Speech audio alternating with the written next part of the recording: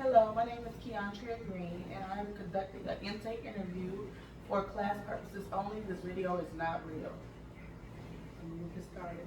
Hello, how you doing today? Good. How about yourself? I'm doing great, thank you. My name is Keandria Green, and I'll be assisting you today. Okay. So the purpose of today's visit is just really to get to know you a little better and see how we can help you and see what you're needing, okay? Okay. So I'll be going through a series of questions, just asking you, basic information like your name, just kind of a little bit of your background, then I'll kind of ask you what the reason for your visit is, and then we'll go into a little bit further details about that, okay? Okay. Okay, I'd like to first start with your name. Can you spell your first, or just tell me your first name? Mark Okay, and last name? James. Nice to meet you, Mr. James. Can I have your date of birth, please? Yes. 1/12/73. And today's date is October 10th. All right, and can you just tell me what the reason for your visit is, or what are you seeking help with? I'm actually having a real tough time dealing with depression right now. I'm constantly being depressed, and I'm having a real hard time dealing with it, and that's part of most of the reason why I'm here today. Okay, so you're saying you're dealing with some levels of depression. Yes. On a scale of 1 to 10, how much does it affect your daily living? 1 being it doesn't affect it, 10 it totally affects your daily living. I would say at a rate as of right now it would be between a 9.5 to a 10. Okay. So it pretty much really affects your daily living and your daily activities and interests and Yes. ability to be happy. Yes. Okay. And when did your depression first start, or when did this episode start? I would say pretty much dating all the way back to when I was in my latter years of high school. Mm-hmm. So your depression symptoms started in high school? Yes. What was going on in high school? Having to deal with acceptance and kind of being a loner, not really having too many friends, and not really having a social aspect of wanting to do too many things outside of just going to class and going home. Okay. So it started back when you were in high school because you were just kind of dealing with some social issues, and it kind of just lingered on throughout your life. Right. Has it been continuous, like 9.5, or has it just fluctuated depending on? I would say it fluctuates.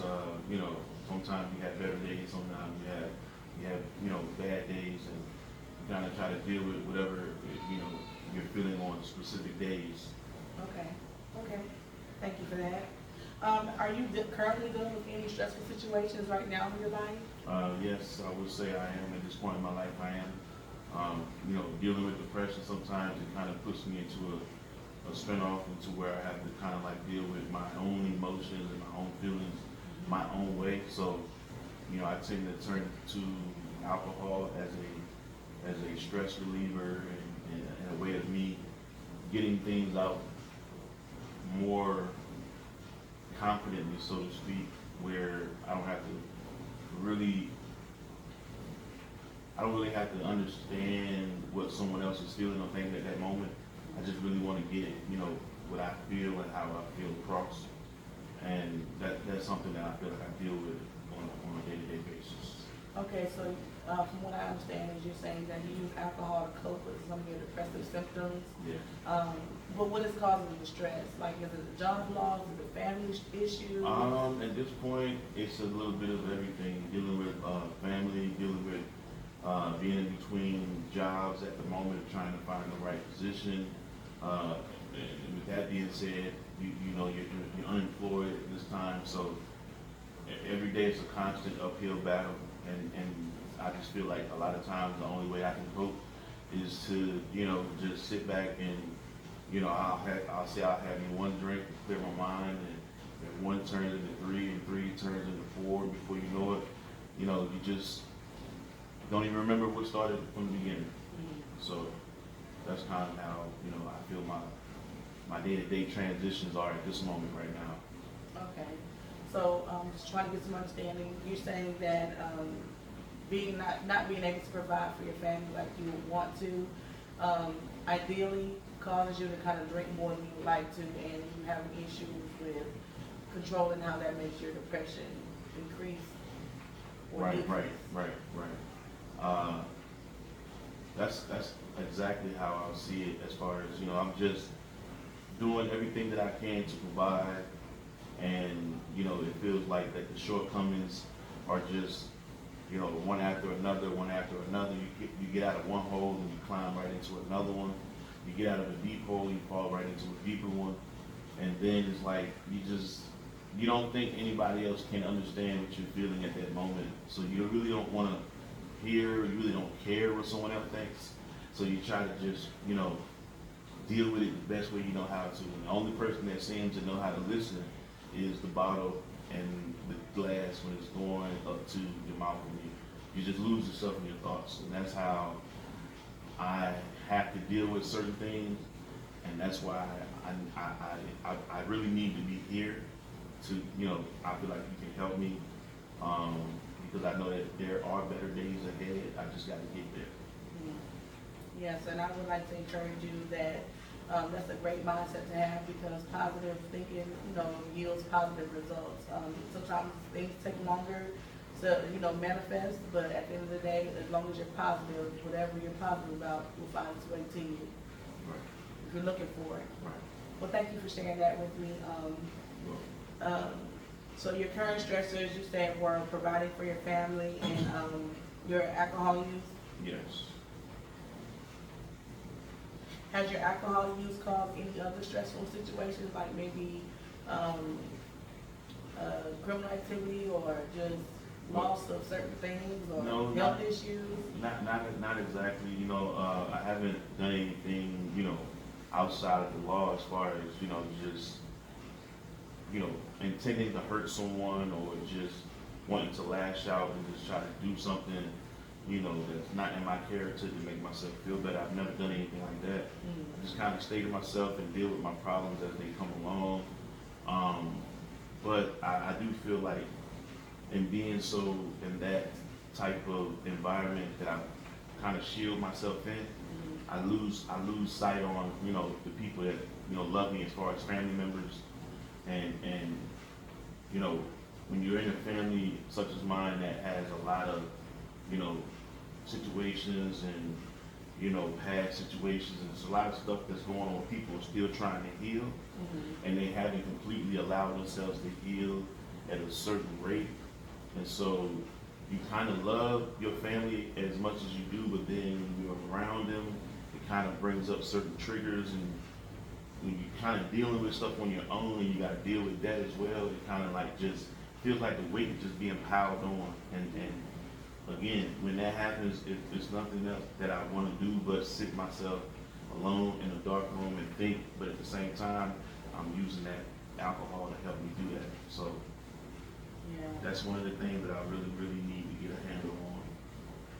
Okay, so it sounds like your lack of trust in relationships and support systems kind of leads you to feeling like you're alone in your journey and kind of feel isolated. So that's kind of contributing to your drinking. Right. Okay, thank you for that. In your past or in your current state now, have you ever had any psychological hospitalizations? Yes, I have. You have? And when was that? How long ago was that? I would say about a year, maybe a year and a half ago. 1 year ago? Do you remember where it was? I believe it was on the south side, at the Benton facility. Okay, Benton. And how long was that stay? It was actually 3 days. 3 days. Yeah. And what was your reason for going to the hospital? It was more so of a voluntary epiphany, if you may, that I had of myself, where I was losing handle on everything that was happening at that moment. It was a lot of things that were just piling on, and it was just happening so fast. And I didn't really have a chance to kind of just grasp the moment and understand what was really happening. So in doing so, I kind of went into a panic anxiety mode, and I felt like the people that were around me at the time that really didn't understand what I was going through internally were just in the way, and I felt like that I would probably, not intentionally wanting to harm or do any malice, but I don't know where my rage that was building up inside would have took me. So I decided to remove myself, and in doing so, I felt like that was the best thing for me to do, just for everybody's, you know, well-being at that moment. So I basically decided to go and seek some type of professional guidance and assistance on my own. Okay. And were there any diagnoses as a result of that stay? Yes, I was diagnosed throughout that entire stay with manic depression. Okay, so manic depression, or was it like manic depressive disorder in that category? Well, yes, in that category. I'm sorry. Okay. Thank you for that. So you were hospitalized because you were kind of dealing with something really stressful at the time, and you felt like you were losing self-control. Right. You just didn't trust yourself and going through that by yourself. Right, and then also having the alcohol play a major part at the same time. It just wasn't wise for me to be, you know, accessible at that moment. So I had to remove myself. Okay. Well, that's always something that we encourage as mental health professionals. If you feel like you cannot manage whatever you're going through at the time, the best bet is to keep yourself and everybody safe. So I would always encourage you, if that ever happens again, or if you know somebody that happens to you know, go ahead and encourage that, because I mean that's what it's there for. Right. You know, so thank you for sharing that with me. Thank you. So you did mention you had some extensive alcohol history, and you said, I think I want to remember you saying we turned from one drink to a few drinks. Right. So how much do you drink on average? How often and how much? Well, to be totally honest, I would have to say it would probably be pretty much day to day. Whenever I find myself just, you know, going into that space of overthinking and trying to figure out the next move, and then when anxiety kicks in and it's just everything happening at once, and my brain is starting to, like, you know, just overheat from all of the thoughts it's trying to build at one time, and not understanding what the next move is going to be. Like I said before, it just drives me to me believing or me validating myself that the alcohol would help me relax, and I would have free thoughts and be more clear. But it's just a figment of my imagination every time. So on a scale, I would say maybe from day to day, and pretty much just, you know, on an average of maybe 2 or 3 glasses a day, maybe. Okay. So 2 or 3 glasses daily. Okay, and have you ever sought out any type of alcohol treatment program? I have. I've actually completed programs that I voluntarily, you know, attended on my own. Which those were good things for me at that time to put me in good steps of, you know, being consistent and having that discipline and that willpower to complete those steps and those programs.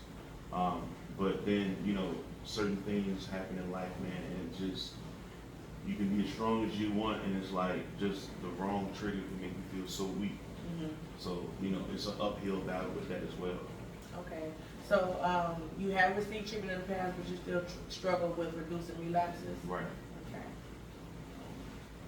Okay. Do you have a family history of alcoholism? Do anybody else in your family struggle with alcohol? I do, dating back to, you know, my older aunts and uncles, you know, to my close relatives of my generation. My brother deals with, you know, the same type of thing that I deal with on a different scale. So it's always, you know, been present and around the environment.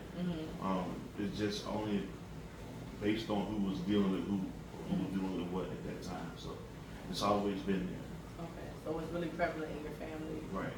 So most of y'all struggle with it. Yes. Sounds like. From a lot of things, you know, dealing with the loss of loved ones and not being able to feel like you ever reached that level that you always wanted to be to. Just feeling like you can't really offer too much for whatever reason, and you just, you know, it just traps your brain and your mind into being in a dark space. And that's usually, you know, how my family sees a lot of things.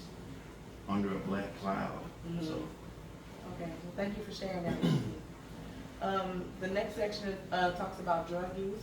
Do you suffer or do you struggle with any drug use? that I can honestly say I do not struggle with any drugs that would be considered as hard drugs. The alcohol is the only thing that consumes me. It makes me feel good. It makes me relax. It helps me forget about things, and it also helps me go in a worse direction than I'm trying to go into. So even though those things are good, they're only being provided that way to be in a bad state. So Okay. this is why I'm trying to turn it all around. So the alcohol is the only thing that I deal with. So it's good that you don't indulge in any drug use, so we're gonna move on. Do you have any past family history of drug use? Is any of your family members? I have older uncles that were, you know, kind of drawn into the drug usage and couldn't never snap back out of it. Mhm. Some were able to deal and function, so to speak, with it, but it's been in my family, you know, in past generations as well. It's always been, you know, family members that dealt with drug use and, you know, dealt with those type of alcoholic problems as well. So it's been there. Okay. Thank you for sharing that with me. So the last part of this assessment talks about medical history. Do you have any allergies? No, No. Do you take any current medications? no. No. Were you discharged from the hospital with any medication? But I do believe, before you ask the next question, I do believe that I need some medication. This is part of the reason why I'm here also. Okay. Not just only for you to be able to, you know, kind of help me get through this, you know, turmoil and trial time right now. But I do believe in myself, honestly. I believe that's something that can help me. Something that I can, you know, something that can kind of, you know, cooperate with me as well, but something that kind of get me into that state that I'm trying to be in. So maybe I do need to take some medication. Yeah.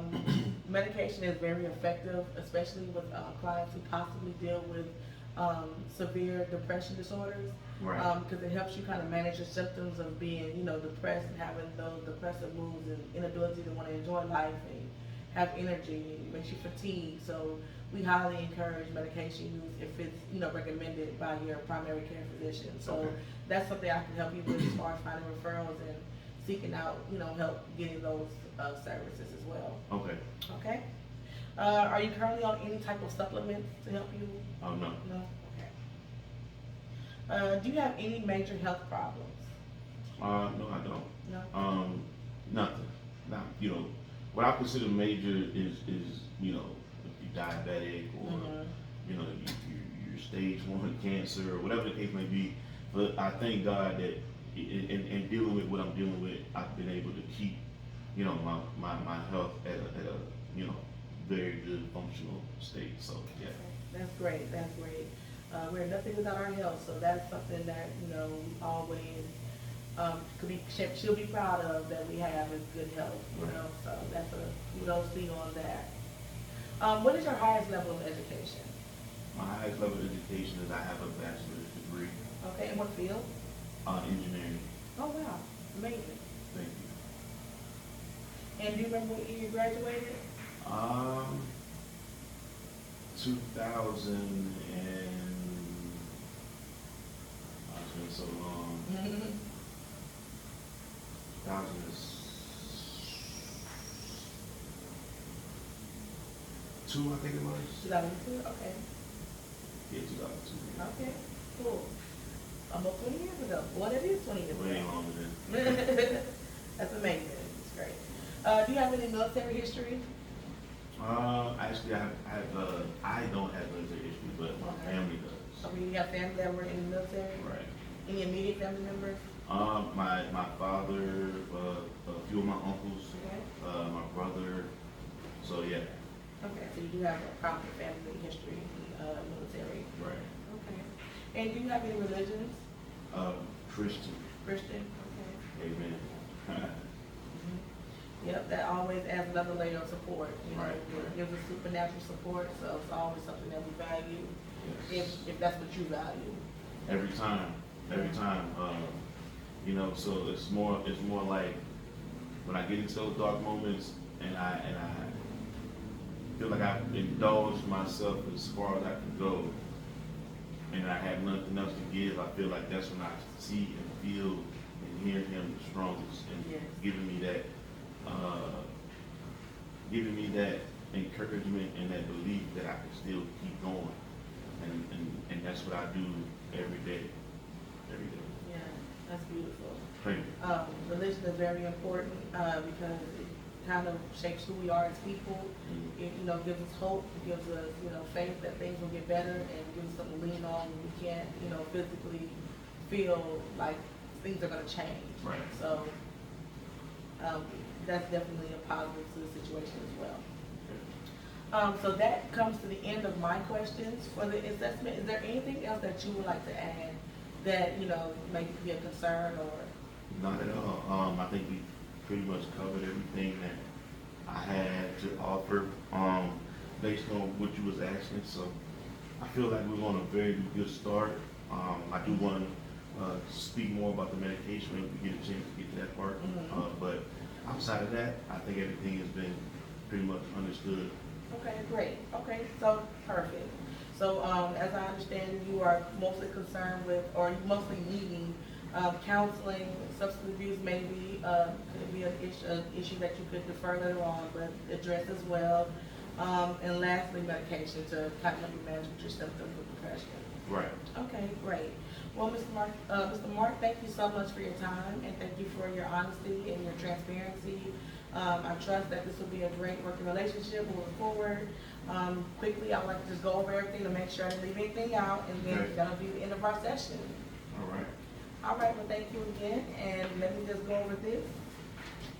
And that will conclude this video. Thank you. Thank you.